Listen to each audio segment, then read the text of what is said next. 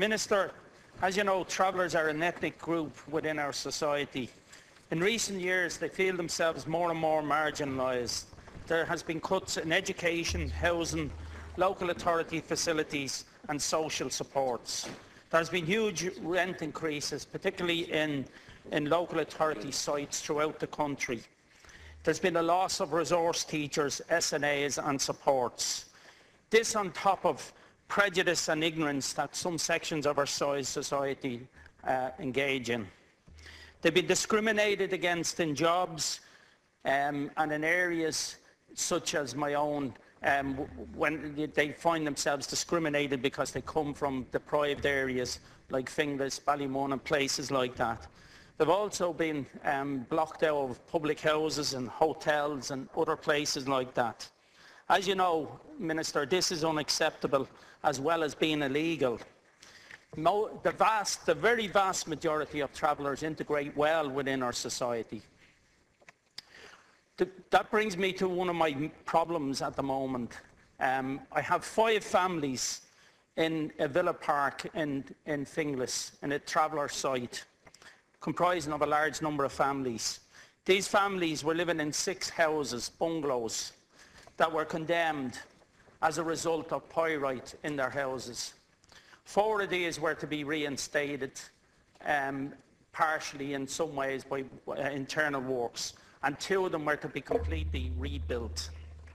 This happened in about 2005 when it was first brought to my attention, and I visited the families and saw the actual conditions they were living in.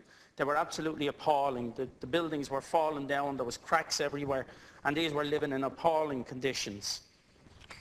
For 2 years now, these families have been moved into caravans as a result of a commitment made by the local authority that these houses would be rebuilt and that there would be no problem in getting the funding.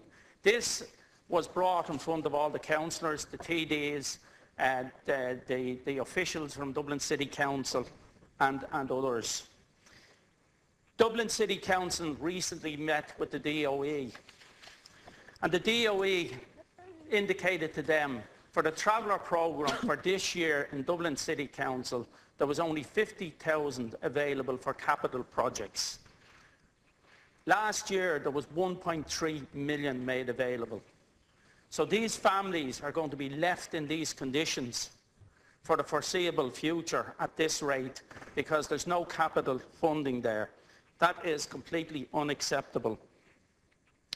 We also have a problem in terms of refurbishments of places. And I referred to Dunsink Lane. We've 200 people up in Dunsink Lane, which is it's in the Finglas area, but administered, there's a number of sites administered up in Dunsink Lane by Dublin City Council. And we've had terrible problems with the families being cut off by a barrier that was placed there many years ago against my wishes, but supported by other political parties in the area, which was absolutely... You have half a minute left. Sorry, yeah, okay. Which was absolutely appalling. So we have huge discrimination in terms of the way people are dealt with in the traveller community and in the settled community. And those are 2 examples. It's totally unacceptable that families could be sitting in caravans after promises made for 2 years in the conditions they are in. They bought furniture, they moved their furniture elsewhere, they've stored it at huge cost, and they're living in appalling conditions, conditions that no one would live in. So, Minister, I'm asking that this be looked at, and also the issue in regards to Dunsink Lane. We'll have another 2 minutes, Deputy, to come back in after the Minister. No, okay. Can you take the Minister now? Thank you. 4 minutes. Thank you very much, Cahill, and Deputy, thank you for raising this issue. And I just want to respond to the general point about the funding first of all. And just to let you know as well that I met with the Irish Traveller Movement 2 weeks ago, and they did refer to the Dunsink issue, but it wasn't on the agenda today on your list, so I won't be addressing that directly. In accordance with the Housing Traveller Accommodation Act 1998, statutory responsibility for the assessment of the accommodation needs of travellers and the preparation, adoption and implementation of multi-annual traveller accommodation programmes designed to meet the accommodation needs of travellers rests with individual housing authorities. My department's role is to ensure that there is an adequate legislative and financial system in place to assist the authorities in providing such accommodation.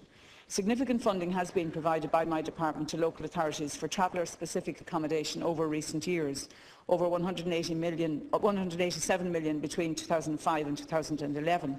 However, we are now living in changed times, and the Deputy will be fully aware of the budgetary and financial constraints to which all public expenditure is now subject. Despite these challenges, I am fully committed to the continuing provision of funding for traveller-specific accommodation. I recognise that the delivery of appropriate high-quality accommodation is a key measure in overcoming the problems of social exclusion and disadvantage experienced by the traveller community. As a result, €10 million is being allocated this year for traveller-specific accommodation and related supports, €6 million by means of a capital grant and €4 million to support the management and maintenance of this accommodation. While the budget for traveller-specific accommodation has declined considerably, and I acknowledge that, Deputy Ellis, from previous years, the March 2011 Housing Needs Assessment showed a clear preference amongst travellers for standard housing, which is funded separately from traveller-specific accommodation. The assessment has shown that of the 1,824 traveller families on the waiting list, 1,789 opted for standard local authority / voluntary housing. In fact, the vast majority of travellers already live in standard housing, whether standard local authority housing or private housing with local authority assistance, rent supplement or assistance under the RAS scheme. Therefore, while funding for traveller-specific accommodation continues to be provided for those traveller families who wish to be accommodated in this manner, evidence shows that the vast majority of travellers wish to be accommodated in standard housing. €6 million out of the €60 million I allocated recently for local authority construction and acquisition programmes is for traveller-specific projects. In relation to the specific issue raised by the Deputy, as you will be aware, in September 2011, Dublin City Council submitted a request to my department for the provision of funding for remedial works to the houses in question. The detail of the proposal and potential alternatives for funding have been the subject of correspondence between my department and the City Council in the interim. A formal application for funding, including an evaluation of the options for remediation and/or replacement in respect of the number of properties affected, the extent of the works proposed and an all-in cost for the project was requested from the Council in January of this year. Subsequently, a meeting took place between my department and the Council on the 7th of March last to consider how to advance these works. While a number of issues require clarification from the Council, the Department has given a provisional commitment to part-fund these works. Funding will be reviewed when all outstanding issues have been addressed, and following this, the receipt of a tender report in due course from the Council. Thank you, Minister. Deputy, you have 2 minutes for a supplementary statement. Thank you, Minister. I noticed that there was provisional commitment given to part-fund these works, but the reality is that we have 6 families, 5 of them living in caravans for 2 years.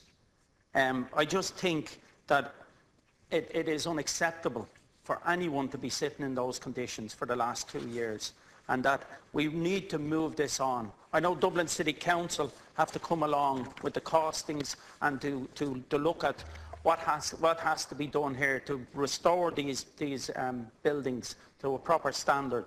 But I just think it's unacceptable that their budget now was cut from last year from 1.3 million to 50,000. Now, where is the mathematics in that? That is a massive reduction. So we have had a reduction across the board in capital funding to build and also in terms of remedial works, etc. There has been huge cutbacks there, and I just don't think it's good enough. But I'm asking the Minister that to intervene in this issue if you can. I know the local authorities are there, but this is huge issues of health and safety for these families. And I did mention the Dunsink Lane. I know I didn't put it on the agenda here, but the whole issue of the way families have been isolated in Dunsink Lane over the years because we built a barrier up there is absolutely appalling. Cutting off Finglas from Castleknock, which was a natural route, which was an open route used by many, many people, and it alleviated traffic. I'm asking the Minister also to talk to Fingal again. I've raised it with Fingal, I've raised it with Dublin City Council. I've opposed this for many years. I think it has had huge detrimental effect on the communities as a result of what happened there. So I'm asking the Minister to do that and to follow up in relation to these families and the funding that the local authorities are getting in terms of works that need to be done in Dunsink Lane to St Joseph's and other places. Thank you. Okay. Minister, you conclude statement. Thank you very much. Well, just first of all, again to reiterate that the formal submission has gone in, Deputy. There have been discussions and the Department has responded to say that it will partially fund the operation. And I understand that the Council intends to go to tender soon and that they actually intend to commence the work this year. Later this year. So I agree with you, it isn't acceptable that families have to live in those conditions, but I think the Department has responded as soon as it got the formal request, and the discussions are ongoing now, and my understanding is that the work will commence this year. With regard to Dunsink, if you want to contact us directly, certainly feel free to contact my office.